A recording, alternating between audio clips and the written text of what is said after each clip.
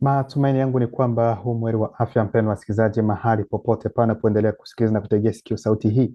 Hii ni sauti ya ndugu yako Imani Mchimbwa katika siri ya mambo yaliyofichika, na kwa ruhusa yake Luba Tite naja tena mbele zenu, wapendwa wasikilizaji, na kipindi na mada hii ambayo tayari mzaliwa wa pili ambaye ni Zuhura Sa ameshatoa kwetu, nami naja kwenu katika lugha ya Kiswahili. Ndugu zangu, kama gisi tema mnavyoiona, inahusu mwanaume mwenye mamlaka katika ndoa. Video mbili yani nafikiri za mwisho, sio hii lakini ya kabla ya hii ambayo tulitengeneza hapa, tulizungumzia kuhusiana na mwanamke mwenye mamlaka katika ndoa, na nafikiri kwamba hii video ya siku ya leo ilikuwa inatazamwa sana, yani watu wanasubiri kwa hamu, maana nilisema kwamba Nduba akiruhusu kupitia neno lake tutaleta video pia inayoongelea kuhusiana na mwanamume ambaye ana mamlaka katika ndoa, kwa sababu tunajua kwamba walio wengi kabisa katika ndoa wanapitia mambo makubwa sana, mambo ya ajabu kutoka kwa waume zao.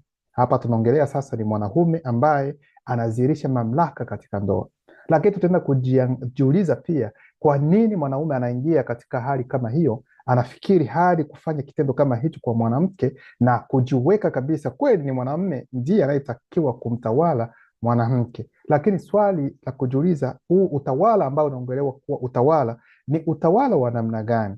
Hapo ndipo matatizo yanaingia zaidi sana katika ndoa, lakini kuna sababu maalum inayowafanya wanaume waifike hadi kwenye sababu hiyo, aweza kwenye mambo kama hayo ambayo tutaenda kuyaongelea hapa kwa upana kabisa na kwa marefu zaidi, ili kuokoa ndoa zingine ambazo bado zinatakiwa kuokolewa na neno la ukombozi.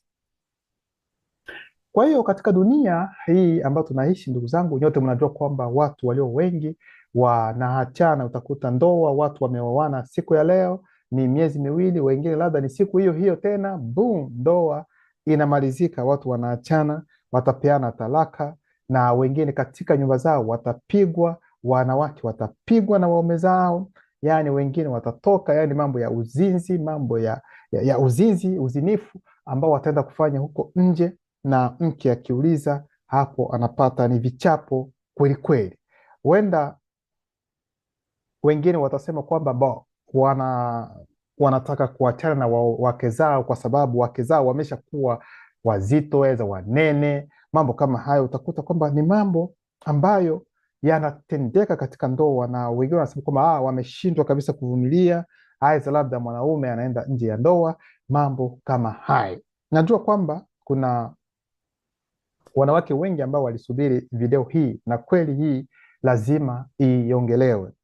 Unajua kwamba mimi kila wakati najiuliza sana ni kitu gani ambacho hasa mwanamke anakitaka kwa mwanaume. Maana nimeshuhudia kuna video moja ambayo ilinikera sana, na video kama hizi huwa mara nyingi huwa nakutana nazo sana katika mitandao ya kijamii. Nilikuta mwanamke mmoja ambaye anazungumza, anasema kwamba mwanaume ambaye ni mwanaume kamili kabisa, mwanaume ambaye anaenea, hawezi akatoshelezwa na mwanamke mmoja. Sikilizeni, anasema mwanaume ambaye ni mwanaume kamili hawezi akatoshelezwa na mwanamke mmoja. Sasa ikiwa wewe mwanamke ndiye unayeanza kuongea mambo kama hayo, ni kitu gani ambacho unawafunza wale wanaume ambao wana tabia za kutoka nje? Lakini kitu ambacho mimi nitawaambia kuhusiana na wanawake wa namna hiyo, fanyeni angalisho, msiwasikilize hao wanawake, kwa sababu kitu cha kwanza wamepagawa. Cha pili, utakuja kukuta kwamba huyu anayeongea hivyo hana ni mme, hana wala hata mpenzi hana. Huenda anatafuta mme, wala anatafuta labda mpenzi ambaye atakuwa naye. Mwelewe vizuri, kwa sababu mwanamke, kwa jinsi tunavyotambua mwanamke ambaye anajijua vizuri, mwanamke ambaye anajiamini vizuri, hawezi akakubali hata siku moja mme wake aidha mpenzi wake agawe na mwanamke mwingine, yaani awe na mwanamke mwingine, aoe mwanamke mwingine. Sikilizeni kwa makini, hata wale ambao katika dini zao wanaruhusu kwamba wanaweza kaoa zaidi ya mke mmoja, hata nendeni kuwauliza hao wake zao kama wanasapoti kitendo kama hicho. Wataishia pa dini inasema hivyo, sasa wewe unasema namna gani? Kwa sababu hapa tunaongelea kuhusiana na wewe, lakini hiyo sio mada.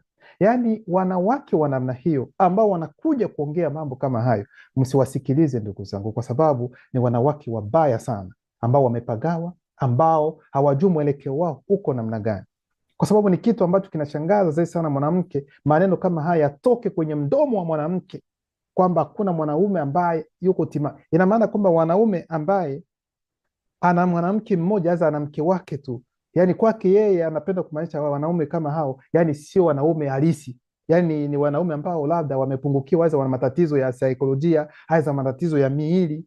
Hilo jambo si jambo ambalo mwanamke anatakiwa kuliongea, alitakiwa kutoka kwenye mdomo wa mwanamke. Lakini wanawake wa namna hiyo, nimewasema na nimerudilia, ni wale ambao hawana na waume lakini wataongea hivyo, na wale walio na roho ambazo ni nyepesi watashika hizo na kusema kumbe ni kawaida mwanaume anaweza akafanya hivyo awe. Ina maana kwamba ikiwa huyo anayesema kwamba mwanaume aliyetimamu, aliye mkamilifu, mwanaume ambaye anajielewa, ambaye anajitambua, hawezi akawa tu na mwanamke mmoja. Sasa na utakuta huyo ni mtu aidha ni mwanamke ambaye anaamini mambo ya dini. Muulize huyu ambaye wataita Adamu, kwa sababu Adamu yeye alikuwa na mwanamke mmoja. Ina maana kwamba naye pia hayuko mwanaume ambaye yuko kamili, kwa sababu wote ni wanaume. Asiseme kwamba ni mwanamume wa kwanza huyo, labda naye pia ni mwanaume, kwa sababu alisema wanaume wote. Yani mwanaume ambaye ni mwanaume ambaye yuko sawa hawezi hata siku moja kuwa na mwanamke mmoja, aweza kutoshelezwa na mwanamke mmoja. Kuna mifano mingi sana ya kutosha hata ndani ya Biblia za kisasa kuhusiana na mapatriaki ambao waliokuwa na wake, yani sio zaidi ya mmoja, yani mwanamke mmoja tu. Akina Isaka si yuko pale, ambaye ni baba yake alikuwa na mitaa, baba yake alikuwa na wake wengi, lakini yeye, kwa nini yeye alikuwa na mke mmoja? Kwa hiyo hawawezi wakaongelea hilo, lakini ni wale ambao wanakuja kuleta mafundisho ya uongo katika jamii. Hawa wote hao ni manabii wa uongo, ni waalimu wa uongo. Lakini mnafikiri kwamba waalimu wa uongo ni wale ambao wanapanda tu jukwaani, wanaweka suti, wanavaa, alafu wanaanza kuongea haleluya, Bwana asifiwe. Sio hao tu, lakini hata kwenye mitandao ya kijamii kuna wanasema namna gani, walimu wa uongo ambao wamejaa. Kwa hiyo iweni makini sana, na sio hao tu, lakini hiyo sio mada. Nilipenda kugusia hilo kwa sababu ni swala ambalo lilinigusa, ambalo sikufurahia kabisa, hilo swala kutoka kwa mwanamke, kutoka kwenye mdomo wa mwanamke ambaye anajiita kwamba yeye ni mwanamke. Kwa hiyo hajiamini, hajisamini, anafikiri kwamba wanaume wote kabisa wako kama gisi yeye anavyofikiri. Kwa hiyo kwa mujibu wake hakuna mwanamume ambaye kwa wakati huu ambaye anaweza akawa na mwanamke mmoja tu na akavumilia mke wake. Mtoe hiyo namna ya kufikiria, sio nzuri. Msiongee wanaume wote kwa ujumla, waongea wale ambao unaotambua, ambao unawajua kwamba hawawezi wakavumilia, lakini usiweke kwamba ni wanaume wote katika dunia hii. Hilo unatakiwa kulielewa vizuri. Sasa ndugu zangu, ni kuhusiana na mwanaume mwenye mamlaka katika ndoa. Tutaenda katika kitabu hiki cha Demonolojia ambacho ni kalata jokwa miangoma midima bobe, ambayo ni elimu iliyokatazwa ya sayansi ya demon. Ndugu zangu, kitabu hiki, yani kitabu ambacho ulimwengu wa giza la kichawi unachukia sana hiki kitabu, kwa sababu ni kitabu ambacho kinatoa namna ya ulimwengu wa giza la kichawi unavyofanya kazi yake. Yaani unatambua ikiwa mtu amepagawa, unajua kwamba ni aina gani ya demon ambayo imemwingia, amemilikiwa na demon ya namna gani, daraja lake ni namna gani, nguvu ya demon ni namna gani, na namna gani unaweza kupambana na hiyo demon ili kuiondoa. Hiki kitabu hiki kuna mambo mengi ambayo mwongozo wa hali ya juu ambao hauwezi hata sijui niseme namna gani. Kwa hiyo tunajua vipengele, tunajua makundi ya demons, tunatambua vizuri namna gani zinavyotenda kazi yake, na ndio maana tuko katika uanzishwaji ili kuyajua haya yote na kujiepusha, kwa sababu ili uende kupambana na adui lazima ujue kwanza adui yako ni nani, ujue nguvu zake ziko wapi, mwanzo wake na udhaifu wake ni upi. Sio tu mimi nafukuza demon. Umeshawahi kuona demon? Na hiyo demon ambayo unaifukuza ni demon ya namna gani? Ina umbo gani? Alikuwa sijui ni samaki mtu, samaki gani? Tuambie, kwa sababu kuna aina mbalimbali ya samaki. N'importe quoi. Lakini pia tutagusia kidogo kuhusiana na maandiko kutoka ndani ya Galata DMC. Pia tutaenda kugusia kidogo kile ambacho kinatendeka ndugu zangu, lakini kwa sehemu kubwa ni ndani ya demonolojia. Ndio maana mafundisho haya kama kawaida yatakuwa na vipengele mbalimbali. Kipengele cha kwanza kuhusiana na mwanaume ambaye anadhihirisha mamlaka kwa mke wake ni kwanza, kitu cha kwanza ni kutokuelewana. Hichi ndio kipengele cha kwanza, yani kutokuelewana. Hata Dimon hazitaki nitaji niongee vizuri lakini tutaongea kutokuelewana.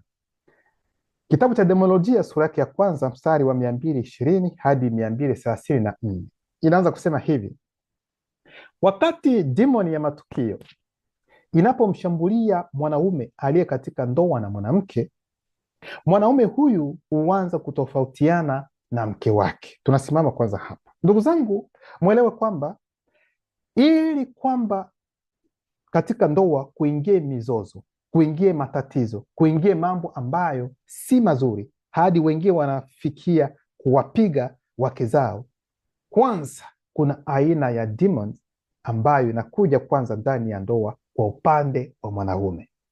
Hizo demon zinaitwa demon za matukio, yaani ni demon ambazo zitaandaa matukio halisi, kudhihirisha aina mbalimbali na kuchochea matukio fulani, ili kwamba mradi milango ipate kufunguka tena zaidi. Na hapo milango inapofunguka, ndipo aina zingine za demon zitakuja katika lengo hilo hilo la kuharibu kabisa hiyo ndoa, kwa sababu shetani mlima bobe, ndugu zangu, hataki ndoa, hataki watu ambao wameoana, watu ambao wana amani, watu ambao wanafurahia maisha yao. Hilo yeye hataki na apendezwi kabisa.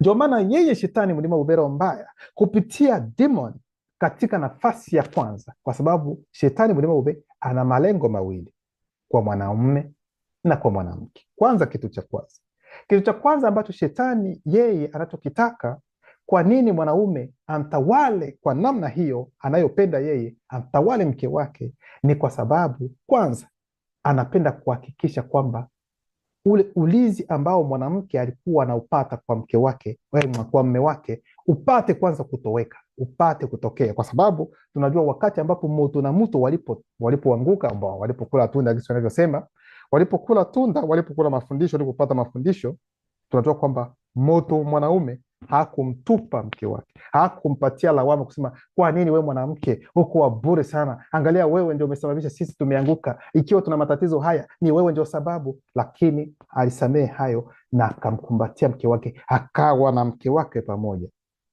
Sasa kitendo hicho, kwa sababu shetani mlimagu alikuwa tayari ameshapandikiza mbegu ambayo si nzuri kwa mwanamke, kwa hiyo lengo lake lilikuwa kwamba huyo mwanaume wakati atakapotambua kwamba huyo mwanamke ametenda dhambi, asimuite, asimkubali, yani amtupe, na akimtupa hapo inakuwa vizuri. Sasa kitendo hicho cha kumweka tena pamoja na kumhifadhi huyo mwanamke na kumlinda tena huyo mwanamke ni kitu ambacho shetani hataki. Sasa ikiwa amekubali kwamba atamlinda huyo mwanamke, basi amlinde kwa namna ambayo ni ya tofauti. Sasa ndipo atachochea kupitia demons mbalimbali, matukio mbalimbali, ili kwamba huyu mwanaume apate kumtesa huyu mwanamke, asiwe kama vile, yani amchukulie kama huyu mwanamke yani ni chombo ambacho atatumia, amchukulie huyu mwanamke kama vile yani mtumwa ndani ya ndoa, ndani ya nyumba yake. Kwa hiyo hicho ndio kitu cha kwanza, hicho ni kipengele cha kwanza ambacho shetani anatafuta kwa wanandoa. Ikiwa anapenda kwelikweli, kwa nini anapenda mwanamke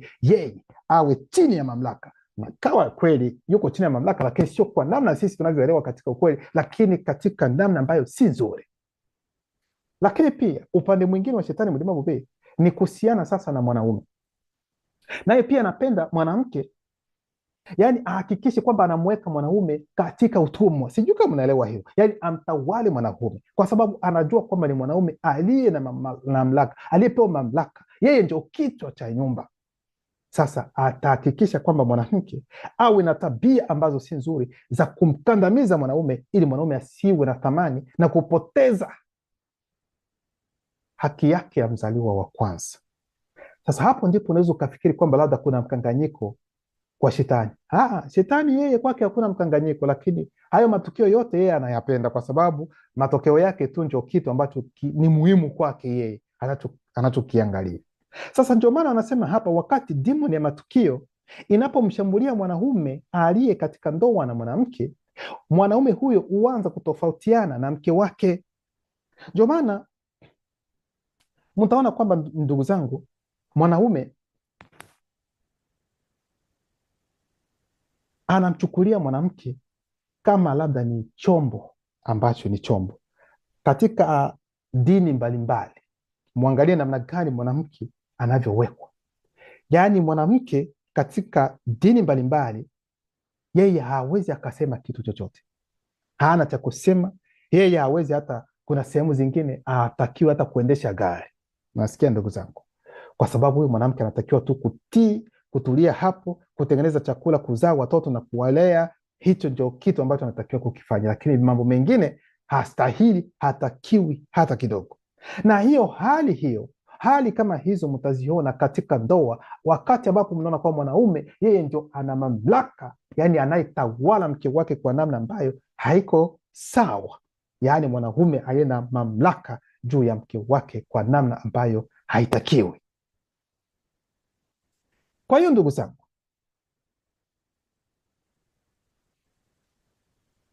wakati ambapo maneno aidha mahali kama hiyo inapojizirisha katika ndoa, yaani mke anaweza akazungumza maneno ambayo ni ya kawaida, ambayo kila mmoja anaweza akasikia na kuona kwamba okay, fulani ameongea jambo, lakini kwa mme wake maneno atakayoongea, yaani kwake yatapita vibaya.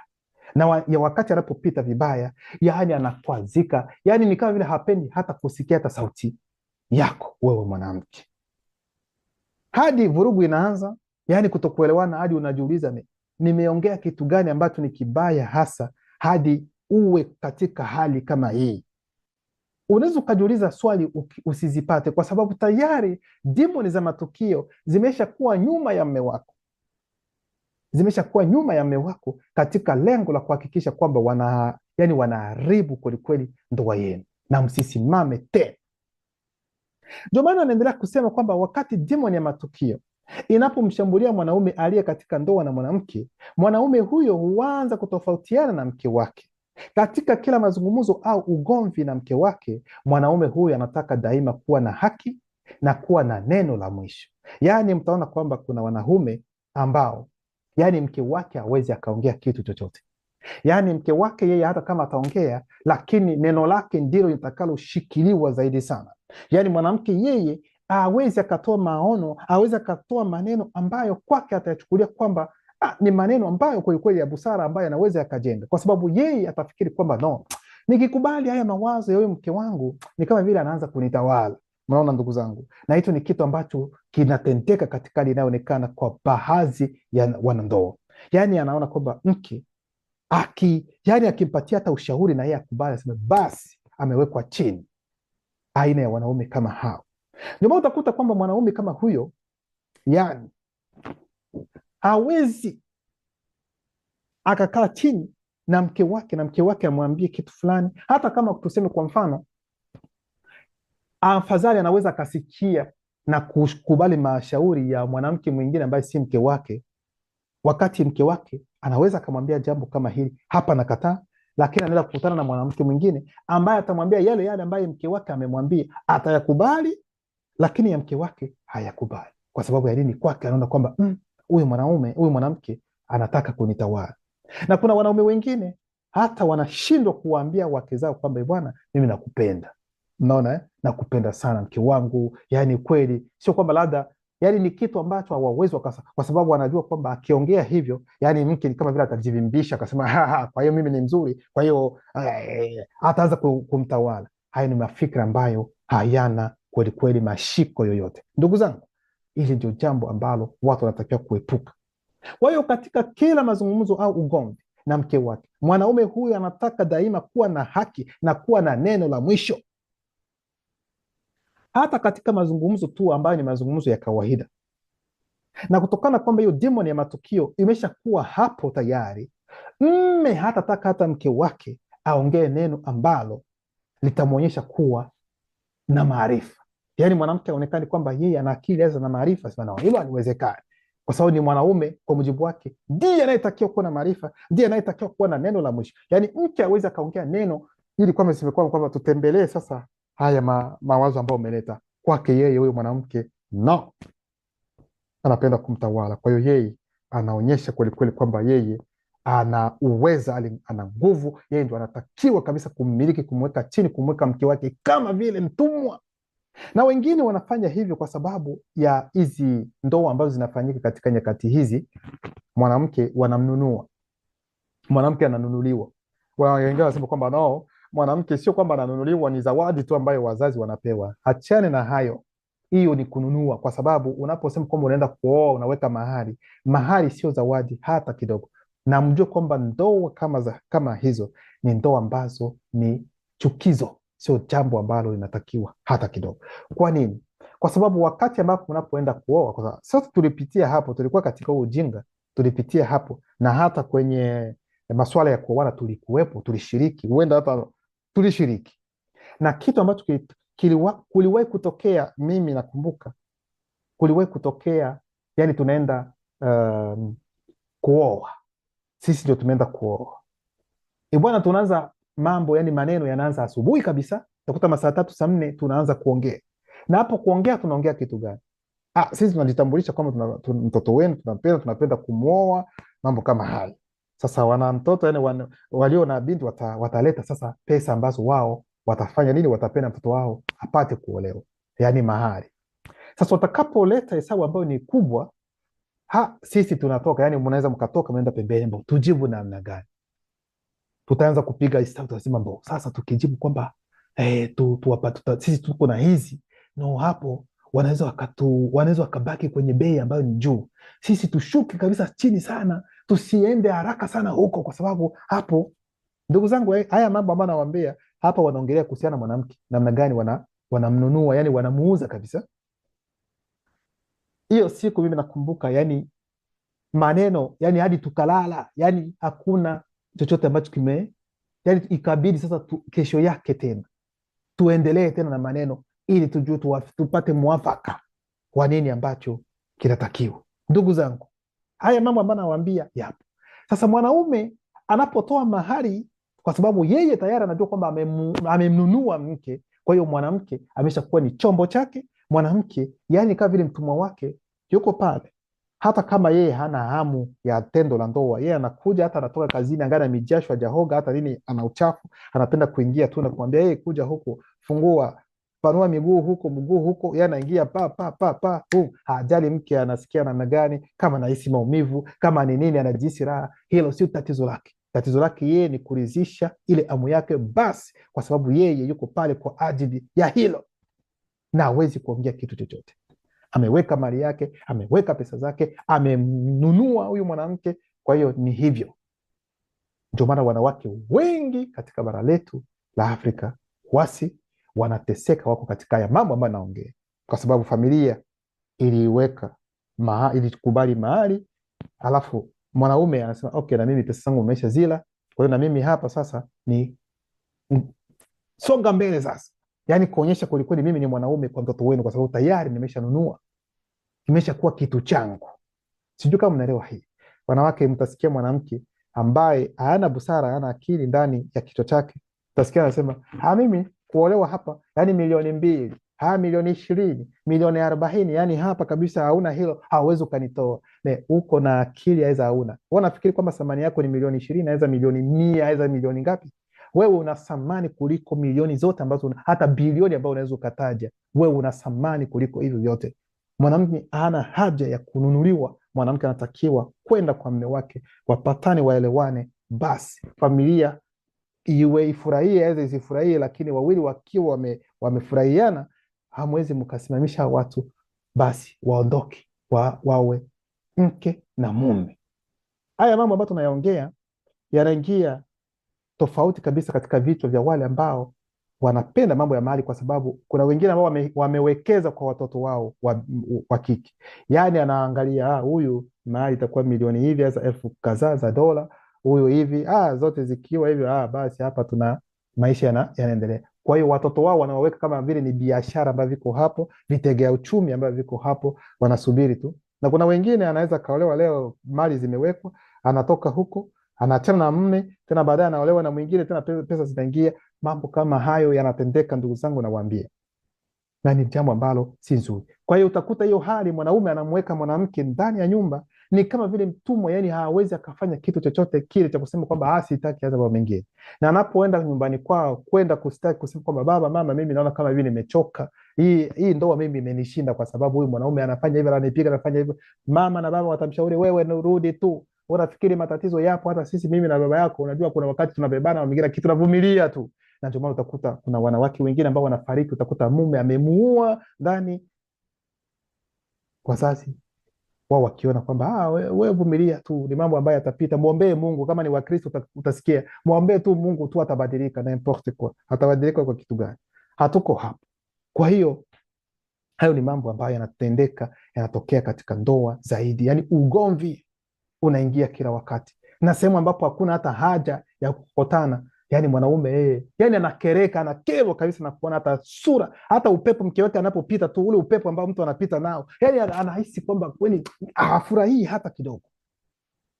Hawa wapo, na hili ambalo naliongea lipo.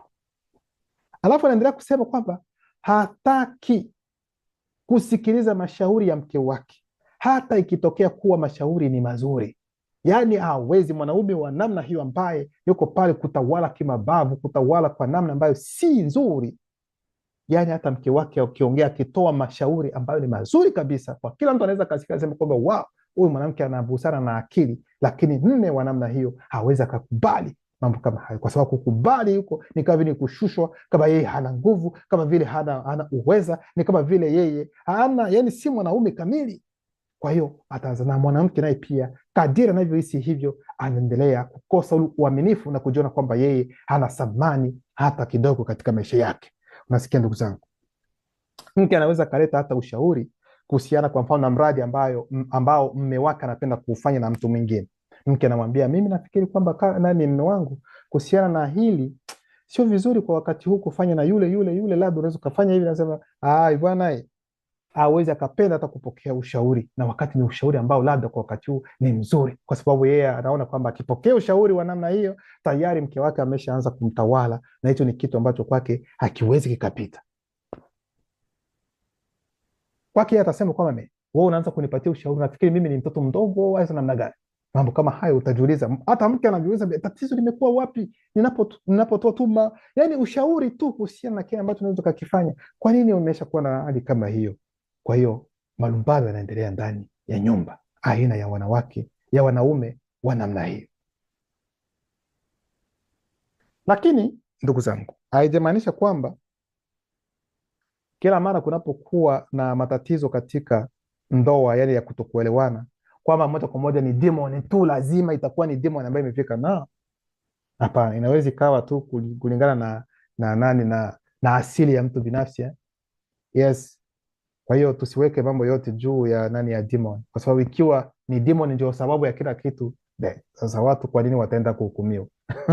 Kwa hiyo demon zihukumiwe na watu waachiwe huru. Ikiwa matatizo yote katika dunia tukiweka kwamba ni shetani, ni demons, ni malaika walioanguka, wao ndio tatizo ambalo lipo kwa wakati huu. Kwa hiyo mtu hatakuwa na haki tena, yani hatakuwa na haja ya kwenda kuhukumiwa kwa sababu tatizo ni demons. Sio hivyo ndugu zangu. Kwa hiyo mtu naye pia na asili yake ambayo inaweza kuwa nzuri, haza asili ambayo ni mbaya kabisa, na hiyo inaweza ikachochea ikaleta vurugu, na hapo demon nazo pia zinajua, kwa sababu demon haiwezi kaja tu moja kwa moja na kuona tu na kuingia, haiwezekani. Lazima ipate kwanza mlango ufunguliwe, na huu mlango ukifunguliwa ndipo demon inapata nafasi, inaingia na inaanza kufanya mambo yake. Mstari wa 223 unasema, mume anazidi kuwa mbaya, mwenye uchungu na asiyefurahisha, anataka kuwa na haki ili uhalali wake utambulike na kwamba mke wake anakosa. Yaani katika kila mazungumzo yeye atataka ili watu waweza yeye, yani mke wake aonekane kwamba ni yeye ndiye mwenye makosa, yani ni yeye ndio anafikiri vibaya, ni yeye ndio anafanya hiki kibaya, yani ni yeye aweza kapenda kwamba mke wake aonekane kwamba yeye kwa mke wake kwamba yeye ndiye ana matatizo. Hapana. Lakini anapofanya mambo kama haya, mwanaume yeye hawezi akatambua kwamba moja kwa moja amevamiwa na demoni ya matukio ambayo iko nyuma, ambayo inazirisha hayo matukio katika lengo la kufungua milango ili demoni, aina zingine za demoni zipate kuja. Yeye hawezi akaona, yeye ataona kwamba tu kwamba hapa lazima nilitetee, kwa sababu bila hivyo hapa kutakuwa usalama. Ndio maana nasema mwanaume huyu anafanya hivi kwa sababu anatamani kutoa kile kilichokuwa ndani yake, lakini hafanikiwi. Maana yake ni nini? Mwanaume anaweza akaenda kazini, kwa mfano yuko kazini kwake, sasa kuna wafanyakazi wenzake ambao watamchosha kabisa, kumwambia mambo ya ajabu ajabu. Hiyo hasira kwelikweli anaweza kuwa nayo, na hata wakati anapokuja nyumbani, yani utakuta hiyo hali inamsumbua kabisa, na anapofungulia na anapogonga mlango, mke anapomfungulia tu, hata anapoona mke wake hata kwenye uso tu kwake ni kama vile tayari ameshakerwa tu, na wewe nipishe huko, kwa sababu tayari ameshavurugwa huko kazini. Anakuja hata nyumbani, na tena ni mtu mwanaume ambaye hawezi akakubali kabisa kushauriwa hata na mke moja kwa moja kwake, yani anajihisi hali ambayo, na sasa huyu mwanamke akifanya jambo lolote aweza kumwongelesha tofauti na kile ambacho anafikiri, ile hasira yote ambayo alikuwa nayo kutoka kazini ndio itamwagwa kwa mke wake, na hilo ni jambo ambalo ni la hatari sana. Anasema ndani mwake kwamba mwanamke hawezi kuwa na haki mbele yake, kwamba yeye ni mzuri tu kusikiliza bila kutoa maoni yake. Kwa hiyo huyu ndio mwanaume ambaye yeye anapenda mamlaka kwa namna hiyo, yaani mwanamke yeye hana chochote ambacho anaweza akasema mbele yake, yaani yuko pale yeye asikilize na hatakiwi kutoa maoni yake. Kwa hiyo akitoa maoni yake, hiyo ni kosa. Sasa hilo ni kosa kwake, yaani haiwezekani, wewe hauwezi ukaongea kitu chochote mbele yangu. Kwa hiyo mke hawezi kuwa na haki mbele ya mwanaume wa namna hii, ili mradi akubaliane au kumpa mke wake haki. Anafikiri kwamba mke wake hapaswi kuwa na nguvu juu yake, kwa hiyo ni njia ya yeye kuepuka kuhisi kupunguzwa thamani. Anahisi yupo. Maana yake ni nini? Yaani yeye anajiona kwamba ili kwamba ajionyeshe za thamani yake ipate kurejea, hatakiwi kuambiwa kitu chochote na mke wake, hatakiwi kwa mujibu wake kuambiwa kitu chochote na mke wake. Yeye anatakiwa pale, hata kama ataleta maoni za mwingine, lakini maoni yake yeye yawe maoni ambayo ni ya mwisho, kwa sababu mwanamke akileta namna hiyo ya maoni kwake yeye, tayari mwanamke anapenda kuwa juu yake, kwa sababu anapenda pia ajionyeshe kwa mke kwamba yeye ana thamani, kwa sababu anatafuta njia yote ile ili kuonyesha uhalali wake uko namna gani, ili kwamba aonyeshe kwa kweli kwamba yeye ni mwanaume na kwamba naye pia yupo. Sasa ataanza kutafuta njia mbalimbali ili kwamba apate kuzirisha hiyo, lakini hajui kwamba kuna demoni ambazo tayari zimeshaingia ndani. Mtazamo unaofanana na ule wa mke wake unaleta mara moja mwisho wa mjadala, bali mtazamo unaopingana na mawazo yake unafanya kuchochea mjadala. Maana yake ni nini? Yaani yeye akileta kwa mfano maoni fulani za kitu fulani, mke wake naye akikubali akasema kwamba yani hivyo kweli kweli, hapo hakuna, yani mjadala unaishi, hakuna kulumbana tena, kwa sababu mke ameenda sambamba na mawazo yake. Lakini utofauti ukifanyika kwamba mwanamke anatoa maoni ambayo yako tofauti na yale ambayo yeye ametoa, sasa hapo mjadala utakuwa mrefu sana, na hawezi akapenda ili kwamba asimame tu aseme kwamba okay, wewe una haki. Hilo haliwezekani hadi yeye mwisho. Mke anaweza, kuna wengine mke anaweza katoka hata nje anaenda, lakini utakuta naye pia anaenda namfuata nyuma, nakwambia ni hivi ni hivi, yani hadi neno la mwisho ni yeye anaenda namfuata mke wake sehemu ambapo yupo. Kwa mwanaume huyu, mke wake ni mwasi, mke mbaya ambaye haelewi kanuni ya ndoa, asiyemheshimu mwanaume. Kwa hiyo yeye anamchukulia huyu mwanamke ni kwamba ni mwanamke ambaye ana hasi, kwa sababu hataki kukubali maoni ya yeye kama vile mme wake, ambaye ni mwanamke ambaye kwake ni mwanamke mbaya sana. Yeye haelewi kwamba maisha ya ndoa yako namna gani, hajui kanuni za ndoa ziko namna gani. Yani huyo mwanamke anamuona kwamba mwanaume anamuona mwanamke kwamba yeye ni mwasi, ana hasi kwelikweli, yeye anamwasi mme wake. na tena hamheshimu kwa sababu amejaribu kutoa maoni ambayo yako tofauti na yale maoni yake. Kwa maana kwa mwanaume huyu mke wake ni mchawi kwa kusubutu kuunga mkono maoni tofauti na yake.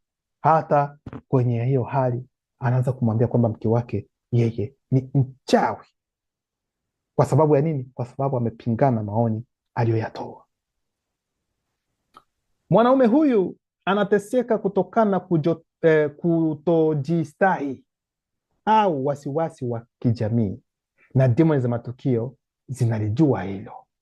Kwa hiyo mtu ili kwamba ajihisi kwamba yeye yupo kama gisi anavyosema, lazima aingie katika mawazo hayo ya kujiona kwamba naye ni mtu.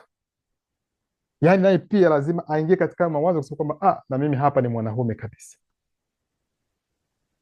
Lakini anashindwa kuelewa kwamba kitu kinachomfanya mtu kuwa mwanaume kabisa sio kwa mambo kama hayo ambayo utaenda kuyazirisha kwa mke wako.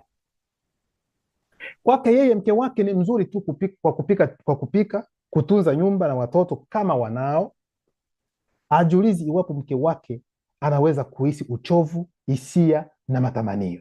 Kwa hiyo kuna hali kama hii zaidi sana kwetu wasi. Nakumbuka wakati nilipokuwa bado wasi, kuna hali ambayo kweli ya kusikitisha. Utakuta mwanamke yeye anaweza kaenda asubuhi shamba, anaenda kutafuta chakula za kulima, anaweza mme sasa yeye anabaki tu ni kucheza tu karata, anacheza michezo mingine, yuko pale yupo tu. Mke anatoka tena huko shambani, anakuja nyumbani, anaanza kutafuta nini ambacho watakula. Na hivyo utakuta mwanaume yuko pale alikuwa anacheza tu, alafu anaenda nyumbani, sasa mama fulani, mbona hadi muda huu hujapika? Kwake yeye, yani yeye mwanamke anatakiwa kuwa tayari kwa kila kitu. Aweze akajiuliza kwamba huyu mwanamke anatoka shambani amechoka. Kwake yeye uchovu, uwe na uchovu usiwe na uchovu, hilo sio tatizo lake yeye. Kitu ambacho nakitaka kinapotakiwa kuwepo na kiwepo tu, usimpatie sababu zingine ambazo ziko tofauti. Yaani aweza kaona, anaona kama mwanamke labda ni mashine ambayo haiwezi kachoka. Naye pia ana mwili, anaweza kachoka. Lakini mwanaume wa namna hiyo hawezi akahisi, hawezi akafikiria kwamba labda mke wake anaweza kuhisi uchovu.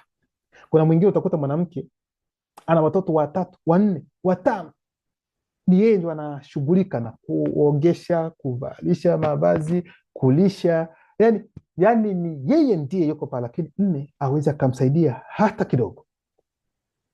Yeye yuko tu katika mitandao, yani kuzurura tu, anapokuja ni kulala tu, boom, asubuhi anaanza. Yani unajiuliza ni kitu gani ambacho kinatendeka. Mwanamke naye pia anaweza kuchoka, na anachoka naye pia, kwa sababu ni mtu, sio mashine. Lakini walio wengi hawawezi hata kuwasaidia wake zao. Sisi walio wengi Afrika, wanaume wengi hawajui hata kupika chakula. Walio wengi hawapiki chakula, hawajui kupika chakula, kwa sababu tulifunzwa kwamba chakula mwanamke tu ndiye anayetakiwa kupika chakula.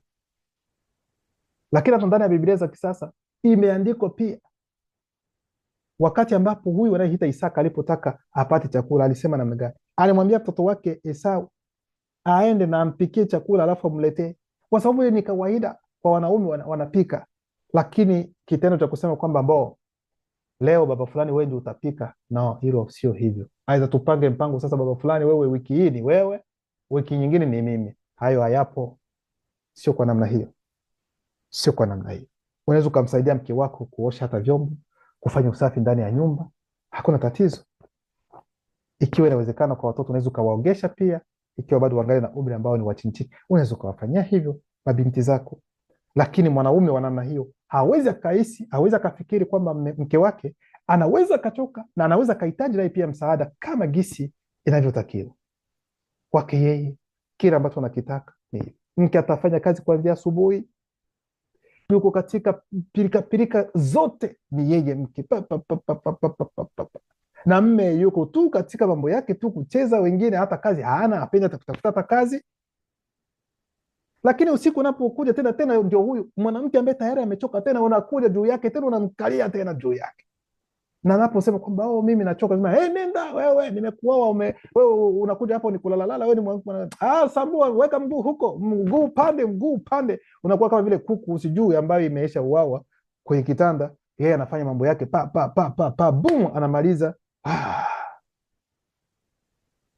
Hizi ndoa zipo, na mwanaume wa namna hiyo ni mwanaume ambaye si mzuri hata kidogo, kwa sababu tayari kuna demoni ambazo zimeshaingia kwa upande wa huyo mwanaume, lakini awezi akaona hilo mapema.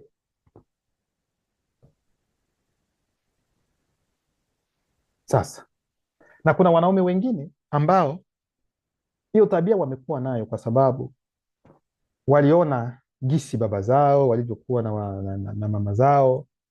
Wengine walikuzwa katika hayo malezi. Utakuta labda wanamfanya kazi nyumbani, huyo ambaye anafanya kazi zote za nyumbani, wao kama vile watoto wako tu, kama sijui mamalikia, sijui wengine ni watoto wa kifalme ambao wako pale, hawafanyi kitu chochote. Sasa huyo anapooa mwanamke, anaweza akamchukulia tu kwamba ni kama vile mfanya kazi tu, unaona, anamchukulia kama vile mfanya kazi. Na kuwa na mfanyakazi haijakatazwa, sio vibaya, lakini utakuta kwamba asilimia kubwa kabisa ya watoto ambao katika familia zao, katika nyumba zao walikuwa na wafanyakazi, hao watoto hawajui kufanya kazi. Watoto wengi, kwa sababu ni binti wa kazi, ndio atafanya kila kitu. Mtoto wako wewe unafikiri kwamba unamlea vizuri, yuko pale tu anafanyiwa chakula, analetwa kwa anakula wa mengine, halafu unatarajia yeye anaenda shuleni, anaenda kusoma anaenda kusoma. Baadaye unamtarajia, unafikiri kwamba akiolewa ni nini? Si ataweka kucha ambazo ziko ndefu hapo, utafikiri labda ni ndege, alafu anakuwa pale. Mme anaweza kumwambia kwamba mbona hujapika? Mimi nikupikie? Mimi nimeshakuwa mfanyakazi. Wewe tafuta mfanyakazi tu kabisa, mimi siwezi. Kwa hiyo ni hivi, lakini hatuongelee mwanamke, tunaongelea mwanaume. Lakini mwanaume naye pia anaweza kaona hiyo tabia kwa familia yake, na anaweza kakuwa na hiyo hali, alafu anakuwa mwanaume ambaye anamtesa hata mke wake pia. Lakini kuna mwanaume mwingine ambaye yeye, kwa sababu alipokuwa aliishi na dada zake, yani anapoona mwanamke anamheshimu, kama ana umri mkubwa kuliko yeye, anamheshimu kama dada yake tu. Utakuta huyu mwingine labda anapokuwa na mwanamke, utakuta heshima pia ipo.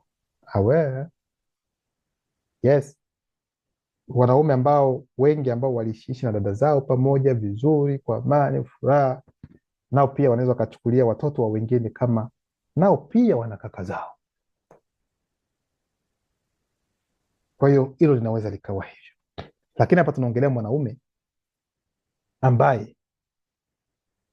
anataka kumtawala mke wake kwa namna ambayo si nzuri.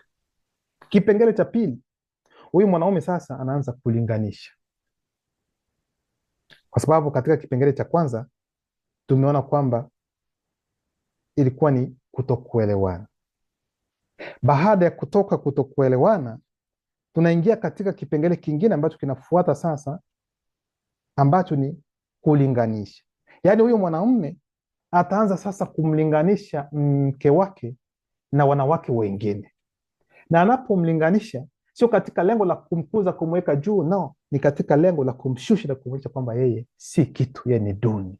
Ndio maana katika mstari wa 233 nasema mwanaume anaanza kumlinganisha mke wake na wanawake wengine aliowajua, kuna mabano, au anaowajua, tunafunga mabano. Anaanza kutafuta na kusema makosa ya mke wake, hii kwa kila upinzani wa mke wake. Maana yake ni nini? Yaani anaweza akawa hapo, mke wake anaweza kavaa vazi fulani, utakuta yeye mwanaume anasema, angalia hivi ndio gisi mwanamke anakuwa anavaa hivi, angalia jirani yako, angalia fulani, akivaa anatoka, unaangalia kabisa ni mwanamke anatokelezea. Lakini angalia wewe, kama wewe umetoka shambani, yani haustahili hata yani wewe si mwanamke, sijui mimi nilijidanganya kweli, nilienda kuoa, sijui macho yalikuwa wapi. Mambo kama haya anaanza kulinganisha. Na kuna wengine ambao wanaenda, anajua kwamba mke wake anajua kwamba alikuwa na mwanamke fulani, hata kama niliachana naye kweli, tabia hii anayo, lakini kuhusiana na swala la mavazi anavaa vizuri, sio kama wewe. Yani anaanza kulinganisha, na hilo linamponda mke wake, yani anaumia kwelikweli, kwa sababu ni swala ambalo ni mbaya sana la kumlinganisha mke wako na wanawake wengine. Anaanza kumkosoa karibu katika vikoa vyote, katika kikoa cha upishi kujamiana, usafi, kiakili, mavazi na mengine. Yaani ataingia katika vipengele mbalimbali. Sikilizeni kwa makini. Yaani anaanza kuangalia kuhusiana na upishi. Anapopika analeta chakula, mara chumvi ni nyingi, mara imepungua, hizi chakula sijui sijui umepika za umechoma, hakieleweki, sio kitamu. Lakini wengine wanapopika, wanawake wengine, utakuta chakula hicho kiko kitamu. Wanawake wanani wa wapi ambao wanapika hivyo? Si useme ni wanani? Unapoenda kwenye namna ya ndani ya kujamiana, ni mwanamke gani bwana huko, kama vile gunia bwana, yani hautikisiki, yani unaambiwa fanya hivi ndio unafanya, yani haujui hata chochote bwana. Yani kuna wanawake wengine wako hivi, yani staili zote ni yeye, sio lazima mtu amwambie kwamba geuka, fanya hivi. Yani huyu mwanamke, yani upo haufai. Mwanamke anasikia hilo linamsumbua, anagusia kuhusiana na usafi. Wewe mchafu mchafu, yani haubadilisha mavazi. Chupi unaweza ukavaa sijui hata siku 3, 4, 5 haujabadilisha. Na ambao tuseme kwelikweli, kuna wengine kuna wanawake wengine ambao mwanamke siku 3 kuna chupi, siku 3, siku 2, hata siku moja chupi moja. Kuna wengine ambao wanabadilisha hata siku, sio wanawake wote, hata chupi mara 3 kwa siku, hata mara 2 kwa siku. Kwa sababu hata kwa wanaume sasa, utakuta mtu anakaa na boxer wiki mzima, siku 3, siku 2, siku 4 ana boxer. Anapopita hapo hewa inakuja sema, dunia imeharibika. Dunia imeharibika, yaani hali ya hewa inabadilika, mazingira yanaharibika. Kwa sababu ya nini? Wanaume wengine wanashindwa kuelewa kwamba unapoenda kwa mfano chooni, wanasema msalani, unapoenda chooni, unaenda haja ndogo, unaanza unatumia haja ndogo, unamaliza, unafanya kitu chako alafu unarudisha ndani ya chupi. Wewe unafikiri kwamba maji wakati ulipotigizisha hivi kwamba kila kitu, yani maji yote yametoka? No, kuna mengine ambayo yatakuja, na hayo yanapokuja, hayo yataenda moja kwa moja kwenye chupi, na anapoenda kwenye chupi, na joto ambayo lipo itagandana humo ndani kwa ndani. Sasa harufu ambayo itakuja huko hauwezi kuamini. Ndio maana wengine wanapoenda chooni, hata kama ni choo ndogo, gisi wanavyosema choo ndogo, unaweza ukarali na maji, unaweza ukapanguza na karatasi mbele, unapanguza na kisha kwamba hakuna chochote ambacho kinatokea. Lakini pia kuna joto lingine linaweza likatokea kwenye mgongo, uti wa mgongo, hadi unapita kwenye mfereji huko ambapo unajua, alafu inaenda kugandana hapo, hali ya hewa inabadilika. Sasa utakuta mtu yuko na chupi, yani boxer hiyo hiyo, anaenda kuoga. Kuna mara wengine hawaogi, hata waogi, lakini anakaa na hiyo siku 1, siku 2, na wengine 3, hata wengine wiki mzima ana hiyo hiyo bila kufua, bila kuitoa. Ndugu yangu, hiyo ni hatari, ni hatari. Wanaume wengine, hata wengine bebe, kuna perfume zipo, kuna wanasema as a deodorant zipo, unanunua, unaoga, unajipiga perfume, hata unapopita kila mtu anasema yes, unanukia vizuri. Lakini mwanaume hawezi, unapita unanukia kikwapa nini, watu wengine wanasema fulani bwana ni hovyo bwana. Ni kitu gani ambacho kinakufanya kwamba usichukue tu perfume aza nini, unajipiga na iko sawa, unaoga nini, unajipiga. Na tatizo wengine ni wanawake, wake zao wengine ndio matatizo. Namna gani? Ikiwa unaona kwamba mwanamume wako yeye afanye kile ambacho unakitaka, ikiwa ni perfume, akikupatia pesa kidogo za matumizi au mengine, nenda dukani mnunulie perfume, unasema pima kwanza, yeye nimehisi kwamba kama harufu yake inaweza kuwa nzuri. Ikiwa unaona kwamba ukimwambia kwamba bwana kiko hapa nini, haina haja hadi kuongea, unaweza ukafanya hivyo na unamtupia pale, pima kwanza, unaona namna gani, na anapofanya hivyo inanukia vizuri, ni hivyo, na maisha yanaendelea. Lakini kuna wengine utakuta anashindwa hata kuongea, au unashindwa hata kuongea kwa mume wako, unashindwa kuongea hata kwa mke wako. Yani hali hiyo unajihisi tu hivyo hivyo, unavumilia tu, hakuna hata kuongea, hakuna hata no. Hiyo ndoa sio ndoa hiyo. Mnazungumza, mnafanya kile ambacho kinatakiwa, kwa sababu na mimi nimeshawahi kushuhudia kuna wanawake wengine ambao hawataki hata waume zao wapige perfume. Mimi nitawaambia hili yani hawapendi waume zao wanukie vizuri, hawapendi waume zao wajisafishe, yani kujisafisha kwa vizuri sana, yani anatengeneza ndevu vizuri, anajinyoa vizuri, yani utakuta wengine hawataki. Kwa nini? Kwa sababu wanasema kwamba akijipendezesha vizuri, aweza akiwa vizuri, perfume ananukia, akipita kule wanawake wengine watamfanya nini? Wataanza kumtongoza, watampenda, watu wengine. Kwa hiyo akae hivyo, nywele kama vile ambaye dada ni kichaa, akae hivyo, perfume hakuna, yani kuoga hata itakuwa ni marahaba, jinsi wanavyosema. Hiyo sio hali nzuri, hii ni hali mbaya sana, tena ni uchafu. Kwa sababu mnapoona mambo kama hayo, yani tambueni kwamba hapo tayari kuna aina za demon ambazo ni za ajabu. Sasa ataanza kumkosoa mke wake, ataanza kumwambia kwamba hana akili, ameshindwa akili na fulani, ameshindwa wewe, yani sijui wewe upo tu. Angalia jinsi unavyovaa, unavaa mavazi utafikiri kweli kweli wewe ni mzee kabisa wa miaka 70 ambayo imepita. Lakini pia mavazi pia sio kwa sababu ni mwanaume ambaye anaonyesha mamlaka katika ndoa kwa namna ambayo ni mbaya, kwamba anafanya hivi kwa sababu ya hivyo. Nao kuna wanawake wengine kweli utakuta wanavaa mavazi utafikiri labda ni wazee kabisa wa zamani ambao wapo kabisa, anapita wanasema shikamoo, jinsi wanavyosalimiana.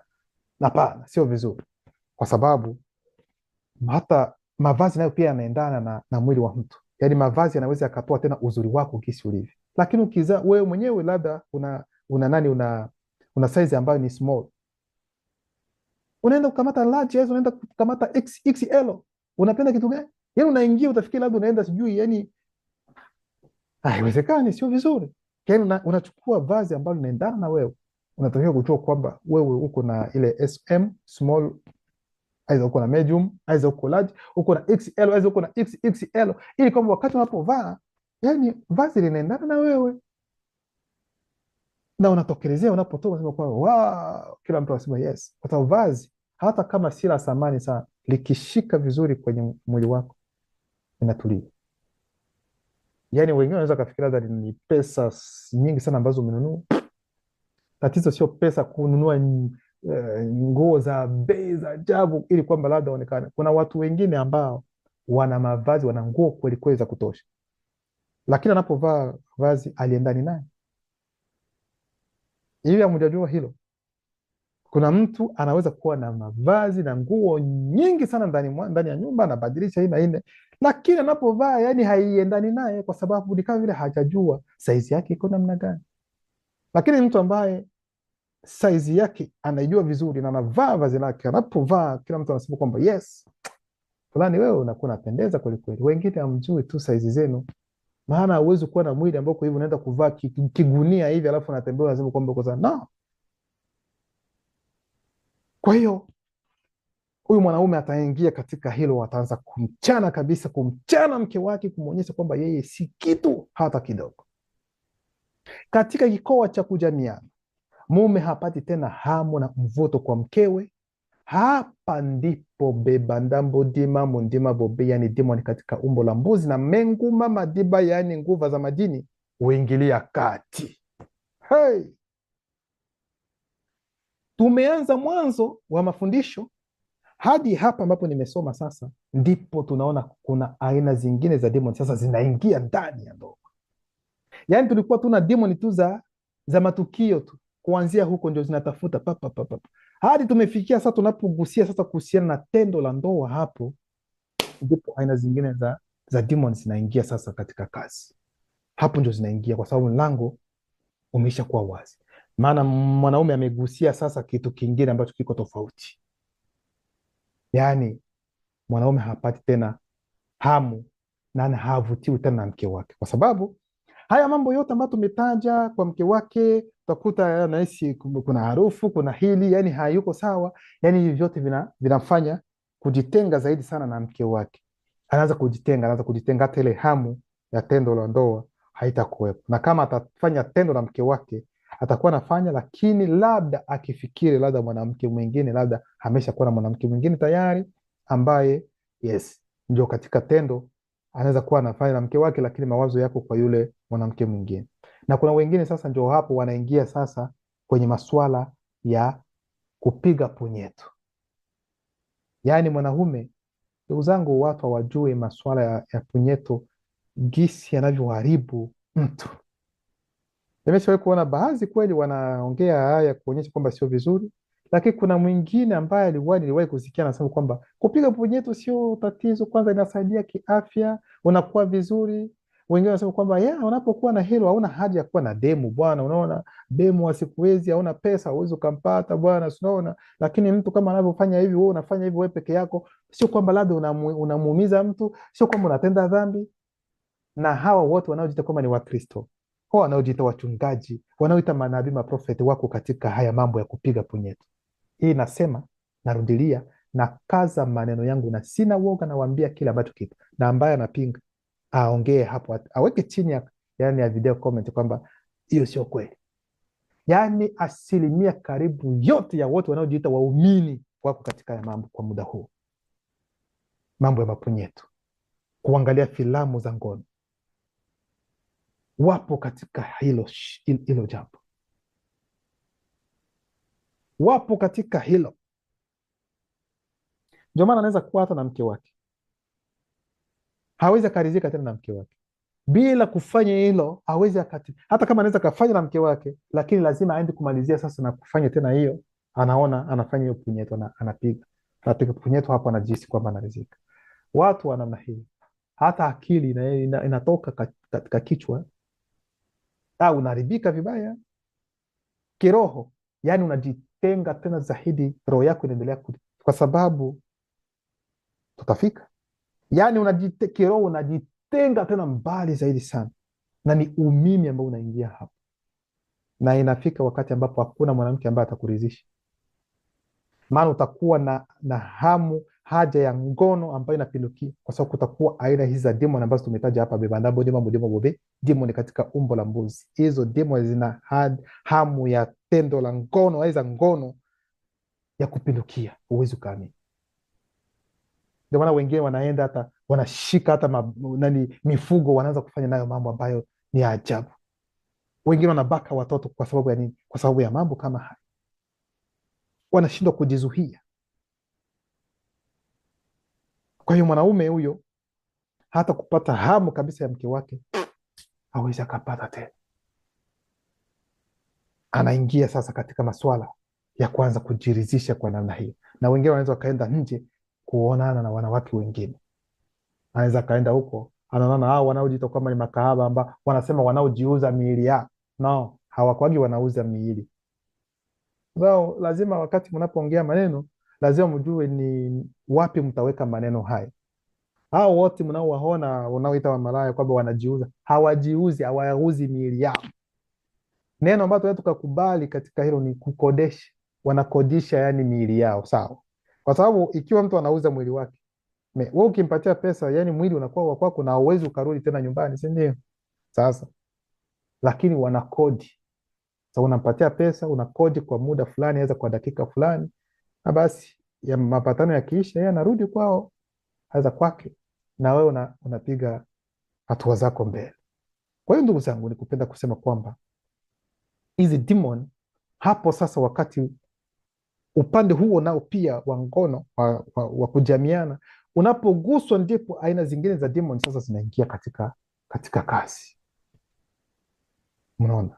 Kwa hiyo hapa ndipo sasa tangia tuongee, yani zilikuwa tu ni demon za matukio ndio tulikuwa tunaongelea, hadi muda huu sasa ndio tunaona sasa demon zingine zinaingia. Kwa sababu hizo demon za matukio hizo ndio zinaenda kusafisha, yani kuweka wazi uwanja, ndio maana yake, ili kuwaita wengine kwamba bwana, kiwanja kimeshakuwa wazi, kujeni sasa. Hiyo ndio maana yake. Wao sasa wanaondoka, demoni zingine zinakuja sasa, hizi ambazo tumetaja hapa.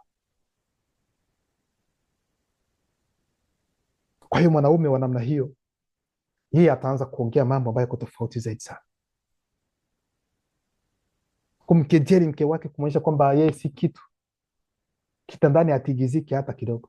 Yani utafikiri labda ni gunia la mkaa ambao liko pale tu, lakini kweli kuna wanawake wengine utakuta Yani amelala, utafikiri amelala kweli kweli. Na wengine baada ya kumaliza sasa, umemaliza?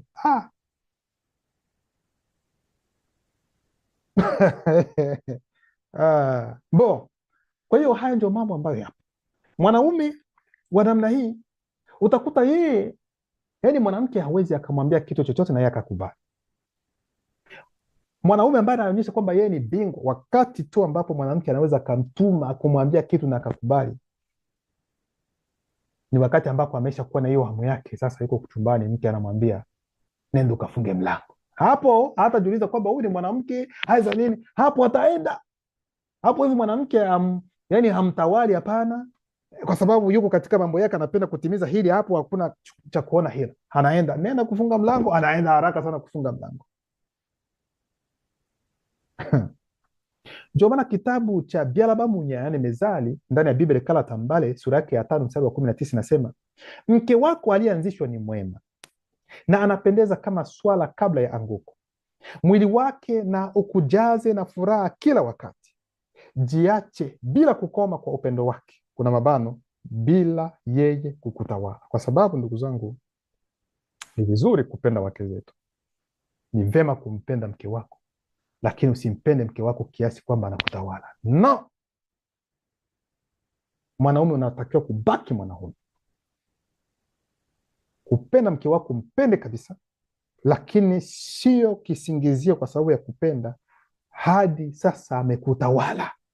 Hiyo ni kosa ambalo hautakiwi kulifanya.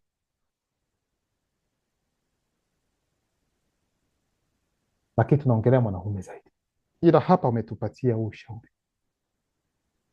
Kumpenda, unatakiwa kumpenda mke wako, kumthamini mke wako, kumjali mke wako, lakini isiwe kwa namna kwamba hadi yani umeshakuwa kama vile sijui wanaongea namna gani. No, hapana. Mwanaume huyu anaanza kutamani na kuwa na hamu ya wanawake wengine, anaanza kutazama filamu za ngono na hivyo kufanya mazoezi ya punyeto kama gisi nilivyosema. Kwa hiyo anapoona kwamba mke wake yeye hamtaki tena, yani hana hamu tena ya tendo la ndoa naye, sasa macho yataenda nje kuangalia wanawake wengine. Ataona mwanamke, sasa hiyo picha huyu mwanamke ndio ataleta kwa mke wake. Anapoangalia mke wake anasema no, yule. Ndio maana ataishia kusema kwamba wenzako. Sasa hao wenzako ni akina nani? Yeye mwenyewe anawajua ni akina nani, lakini hawezi akakwambia moja kwa moja ni akina huyu ni huyu. No, hawezi akakwambia mambo kama haya. Unaona ndugu zangu, ndio maana kitabu cha Kalata Mkaisedi, kitabu cha siri cha nabii Daniel, katika sura yake ya kwanza mstari wa 795 hadi 796 inasema, kwa sababu punyetu pia ni mlango wa mbeduma mudima bube, kuna mabano, dimoni mbweha, ambao pia huzuru kiroho, kuna nukta mkato. Nasimama kwanza hapa, yaani wanawambia kwamba wale wanaopiga punyetu yaani wamepagawa na demon mbweha. Yes, demon mbweha, kwa sababu demon mbweha ziko katika namna hiyo, yaani zinaenda kuzuru kiroho. None la elonga yadi, hivyo ndio jina la asili la punyeto. None la elonga yadi, yaani kupiga punyeto, ndio maana yake. Hutia moyo, huamsha na kuchochea mielekeo ambayo hupelekea kujiabudu, kuna mabano, umimi, na ambayo husumbua mwili, huzinisha nafsi, huzalilisha na kuichafua roho. Hiyo ndio punyeto, namna inavyoharibu. Yaani punyeto inaharibu utu wako wote tatu, nafsi yako, mwili na roho, vyote vinaharibika, yaani inaharibu kabisa.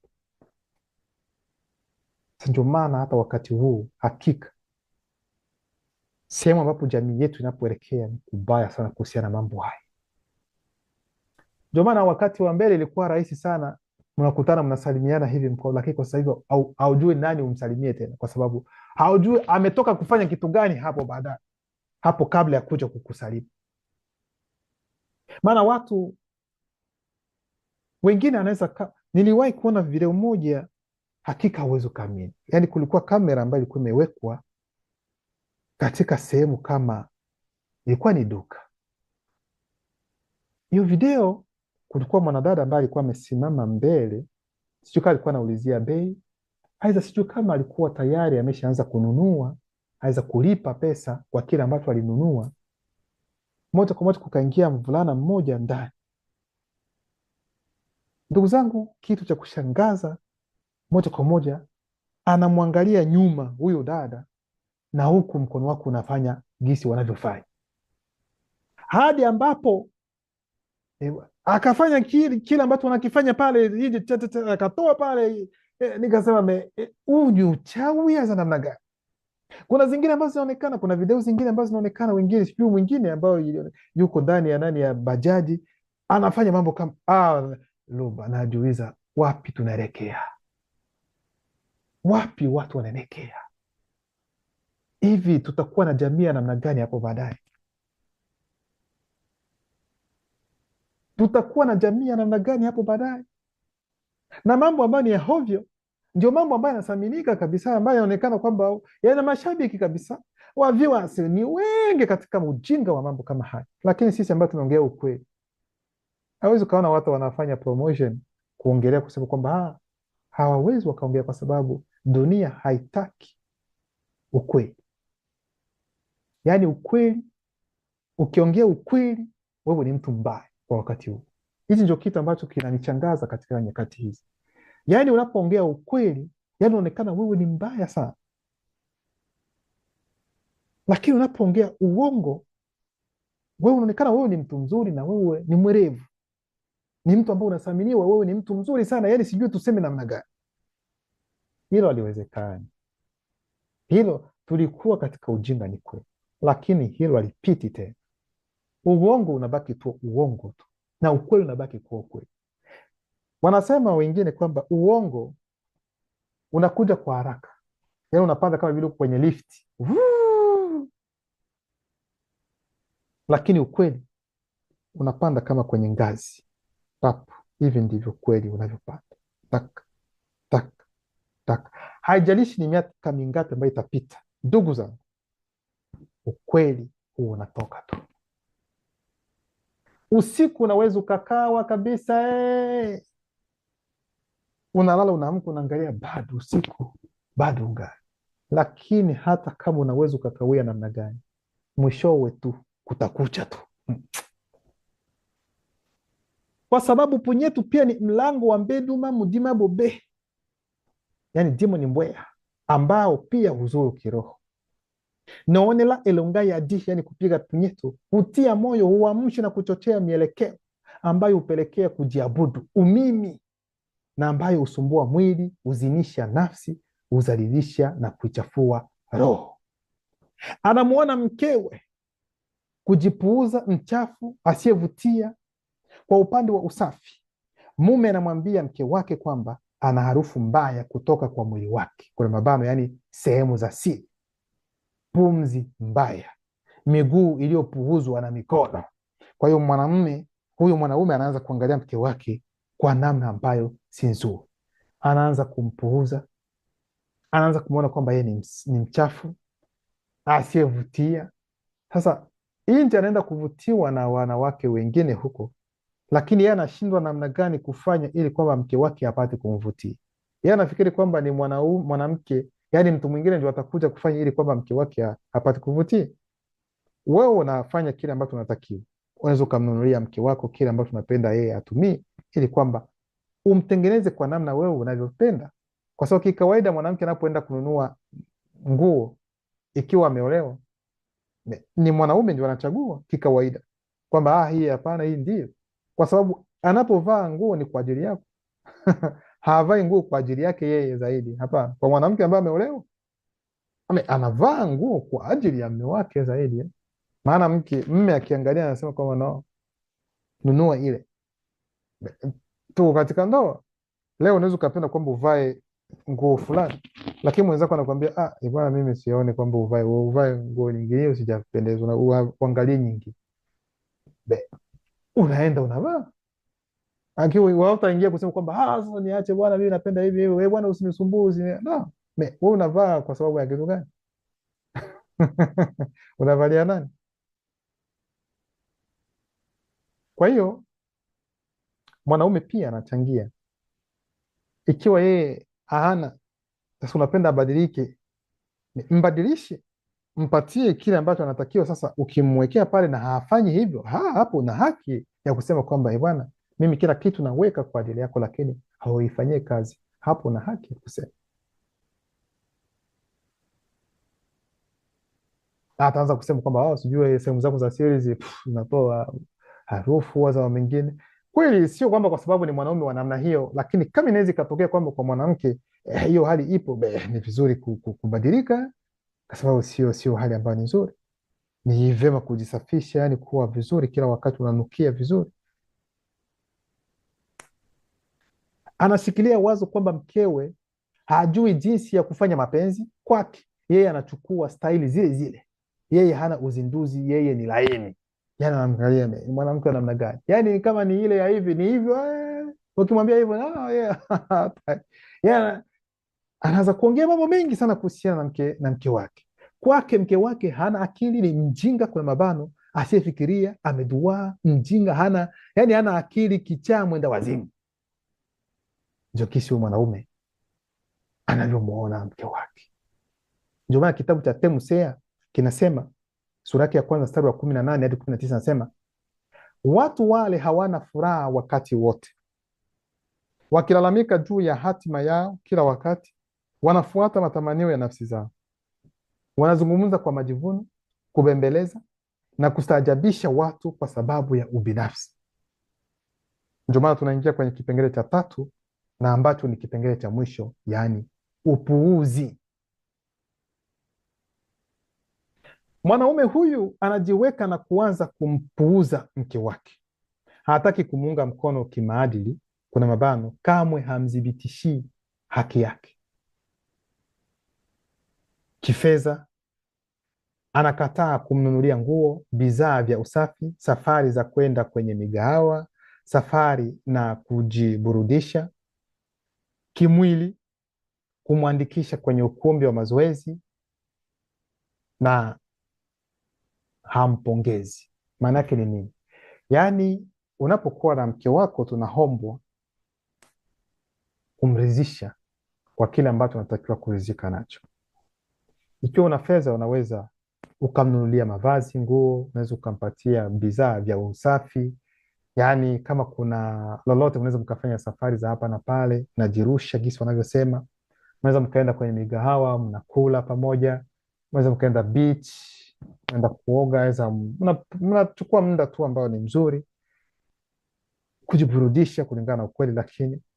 Lakini pia ikiwa naona kwamba kuna wengine ambao wanasema kwamba mke wangu yeye sijui ameshakuwa mnene, sijui kwenye kitanda, yani inakuwa vigumu kuchukua staili hii na hii kwa sababu ya uzito za mingine, unaweza ukampeleka hata gym. Unaweza ukampeleka gym, na wengine wanasema kwamba aidha unaweza ukamtafutia nani, coach ambaye atamsaidia. Wenda wengine wanasema kwamba makocha bwana, wanaume bwana, unaweza ukamtafutia kocha wanawake. Kuna makocha ambao ni wa kike, unaweza ukamtafutia, na hapo hasa mnafanya pamoja na yeye, kwa sababu mtu anaposema kwamba bwana wewe umeshakuwa mnene, mambo mengine, fanya mazoezi, ni kitu kimoja, ni rahisi kuongea, lakini kufanya hivi ili kwamba mtu apate matokeo ambayo ni mazuri, inaomba motisha, na ndio maana unatakiwa kumsapoti katika yote, na mara unaweza ukaamua nawe pia kuwa unafanya naye mazoezi pamoja, ili kwamba kupata, yani kumpatia ule motisha zaidi sana, na hilo ni jambo ambalo ni nzuri tena sana. Na kuna wengine kama nilivyosema, hawezi akampongeza mke wake kwamba ikiwa mke amefanya kitu fulani ambacho ni kizuri, hasa ameleta idea ambayo ni nzuri, ambayo imeleta mafanikio, hawezi akampongeza hata mke wake. Anaona kwamba nikimpongeza bwana anaweza kujivuna, anaweza kafikiri kwamba yeye amenitawala za mambo mengine. Sio vizuri, hiyo hali haitakiwi. Kwa hiyo ndugu zangu, mwanaume wa namna hii ni mwanaume ambaye tayari demon zimeshatembea kwake. Yani demon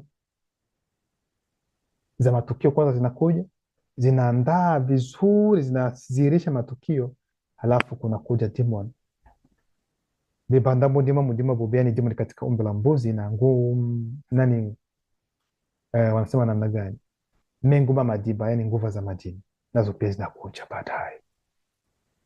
Kwa hiyo ikiwa kaka unajikuta katika hali hiyo, jitafakari vizuri kwamba hiyo sio njia ambayo ni salama, ambayo umo. Kweli ni vizuri, mwanaume ni kichwa cha nyumba, yeye ndio anatakiwa kumtawala mwanamke, lakini haimaanishi kumtawala kwamba yeye amekuwa ni mtumwa, aidha ni chombo. Hapana, sio kwa namna hiyo. Kumtawala yani unaweza ukatawala ili yani unamlea vizuri. Yes, utawala huu sio wa kimababu, aweza utawala ambao unaonyesha kwamba kwelikweli wewe ndio dictator. Hapana, sio kwa namna hiyo, ndugu zangu. Kwa hiyo haya ndio alikuwa na mafundisho kuhusiana na upande wa mwanaume. Neno likiruhusu tutagusia pia yani mambo mengine ambayo ni ya kina kabisa ya kujua katika ndoa. Luba anaendelea kujitukuza.